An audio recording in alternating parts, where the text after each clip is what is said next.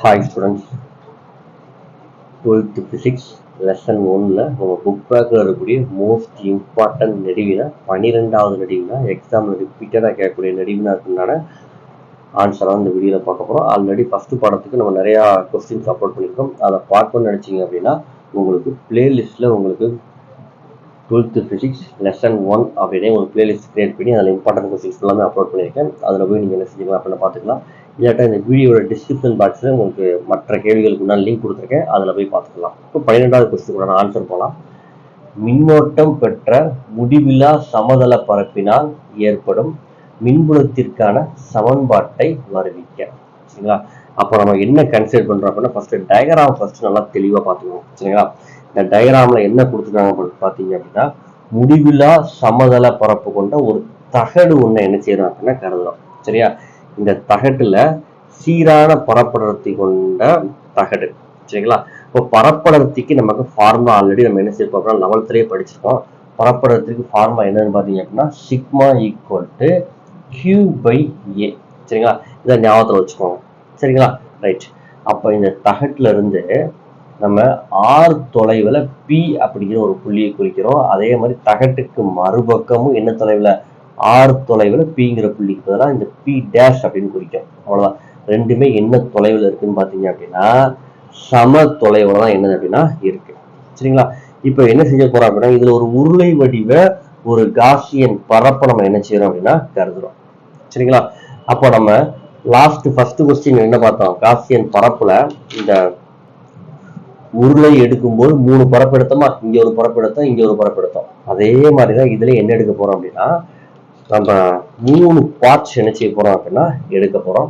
என்ன எடுக்க போறோம் அப்படின்னா ஃபர்ஸ்ட் இந்த பி அப்படிங்கிற பகுதி எடுக்க போறோம். அடுத்து பி டேஷ் அப்படிங்கிற பகுதி என்ன செய்ய போறோம் அப்படின்னா அடுத்ததா இந்த வளைபரப்பை நான் என்ன செய்ய போறேன் அப்படின்னா எடுக்க போறேன். சரிங்களா? அப்போ உருளை வடிவ பரப்பிற்கு காஸ் விதியை பயன்படுத்த நமக்கு ஃபார்முலா தெரியும்ல, phi equal to closed integral E vector dot dA vector. சரிங்களா? இங்க dA வெக்டாருங்க எதை குறிக்குது அப்படின்னு பார்த்தீங்கன்னா ஏரியா ஆஃப் த வெக்டார் என்ன செய்யுது அப்படின்னா குறிக்குது. இதை ஞாபகம் வச்சுக்கணும். சரிங்களா? அப்போ இந்த மூடிய இன்டெகிரலை நான் திறந்த இன்டெகிரலா என்ன செய்ய போறேன் அப்படின்னா மாற்ற போறேன். க்ளோஸ்டு இன்டெகிரலை ஓப்பன் இன்டெகிரலா என்ன செய்ய போறோம் அப்படின்னா மாற்ற போறோம். அதுக்கு ஃபர்ஸ்ட் என்ன எடுத்திருக்கேன் அப்படின்னா இந்த வளைபரப்பு உள்ள பகுதி எடுத்திருக்கேன். சரிங்களா? அடுத்ததா இந்த பி அப்படிங்கிறத எடுத்திருக்கோம். தென் இந்த பி டேஷ் அப்படிங்கிற இந்த 3 பகுதியை நம்ம என்ன செஞ்சிருக்கோம் அப்படின்னா எடுத்திருக்கோம். ஆல்ரெடி உங்களுக்கு தெரியும் புள்ளி பெருக்கல் அப்படின்னாலே அது என்ன வரும், நமக்கு ஸ்கேலார் பெருக்கல் தானே. அப்போ என்ன பண்ணுவோம் அப்படின்னா காஸ் தீட்டா போடுவோம். அந்த வெக்டரை எடுத்துட்டு என்ன பண்ணுவோம், இந்த புள்ளி பெருக்கல் எடுத்துட்டு காஸ் தீட்டா போடுவோமா. அதான் என்ன கொடுத்துருக்கோம், இ டிஏ காஸ் தீட்டா, இ டிஏ காஸ் தீட்டா, இ டிஏ காஸ் தீட்டா. ஓகேங்களா? இப்போ பார்த்தீங்க அப்படின்னா இந்த வளைபரப்புல அதனுடைய கோணம் பார்க்க போறோம். சரிங்களா? அப்போ இங்க பாருங்க, ஆல்ரெடி இது என்னது பாசிட்டிவ் நேர்மின் துகள் அப்படின்னாலே அதோட மின்புலம் எங்க நோக்கி இருக்கும் அப்படின்னா வெளிநோக்கி இருக்கும். சரிங்களா? அப்போ மின்புலமும் தென் ஏரியா ஆஃப் த வெக்டரும் என்ன இருக்கு, ஒரே திசையில இருக்கு. இந்த இடத்துல அட் பாயிண்ட் பில, அதே மாதிரி பி டேஷ் அப்படிங்கிற பாயிண்ட்லையும் மின்புலம் பிளஸ் தானே. அப்போ பாசிட்டிவ் சார்ஜ்னாலே மின்புலம் எங்க நோக்கி இருக்கும், வெளிநோக்கி இருக்கும். ஸோ இங்கேயும் மின்புலம் வெளிநோக்கி இருக்கு. அதே மாதிரி ஏரியா வெக்டர் எங்க நோக்கி இருக்கு அப்படின்னா வெளிநோக்கி இருக்கு. அப்போ ஒரே திசையில இருக்கு. ஒரே திசை அப்படின்னா அதனுடைய கோண அளவு என்னது அப்படின்னா 0 டிகிரி. இங்கேயும் 0 டிகிரியில இருக்கு கோண அளவு, இங்கேயும் 0 டிகிரி இருக்கு. இந்த வளைபரப்புல மட்டும்தான் இதனுடைய மின்புலம் வெளிநோக்கி இருக்கு. ஏரியா ஆஃப் த வெக்டருக்கு எப்படி இருக்கு, செங்குத்தா இருக்கு. அப்போ இந்த வளைபரப்புல மட்டும் கோண அளவு எவ்வளவு அப்படின்னா 90 டிகிரி. இந்த கோண அளவை தான் நம்ம இதுல என்ன செய்யறோம் அப்படின்னா அப்ளை பண்றோம். சரிங்களா? ஓகேங்களா? வளைபரப்புக்கு என்ன சொன்னோம், 90 டிகிரியா. பிங்கிற இடத்துல கோண அளவு 0 டிகிரி. அதே மாதிரி பி டேஷ் அப்படிங்கிற இடத்துல என்ன அப்படின்னா 0 டிகிரி. இப்போ நமக்கு தெரியுமா, என்ன தெரியும், காஸ் 90 டிகிரினா வேல்யூ என்னது 0. இப்போ இந்த இடத்துல 0 போட்டிங்கன்னு வச்சுக்கோங்க, 0 வச்சு எதை பொறுக்கணும் ஆன்சர் என்னதுப்பா 0. சரிங்களா?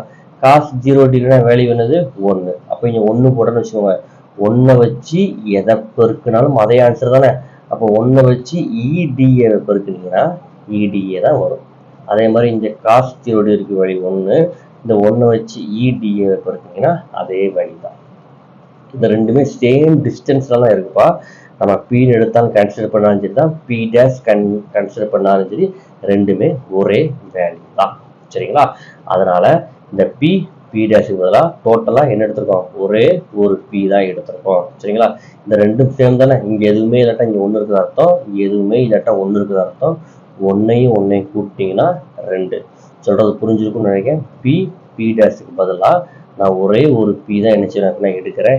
ஏன் சார் எடுக்கிறேன்னு பார்த்தீங்கன்னா ரெண்டுமே என்ன தொலைவாக இருக்கு?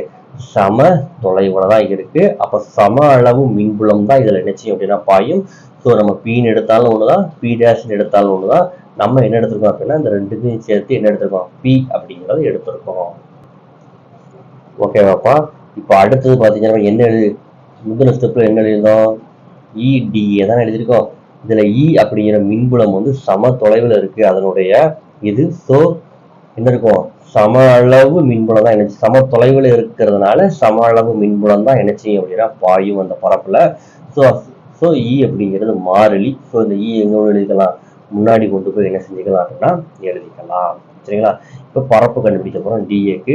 பி அல்லது பி டேஷின் மொத்த பரப்பு. நம்ம ஸ்மால் ஏரியா தானே. இப்போ மொத்தம்னா என்ன பண்ணுவோம்? ஸ்மால் ஏரியானா டிஏ. மொத்தமா வேணா அதை என்ன பண்ணுவோம்? நம்ம ஏ அப்படின்னு எழுதுவோமா? அப்ப நம்ம என்ன எழுதுவோம்? இங்க என்ன இருக்கு? பை தான் இருக்கு. அப்ப என்ன பண்ணுவோம்? பை இந்த 2e அப்படியே எழுதிருக்கோம். இந்த டிஏவினுடைய இன்டகிரேஷன் பண்ணோம் அப்படின்னா நமக்கு என்ன வரப்போகுது? ஏ வரப்போகுது. டோட்டல் ஏரியா நம்ம என்ன செஞ்சிருக்கோம் அப்படின்னா எடுத்துட்டோம்.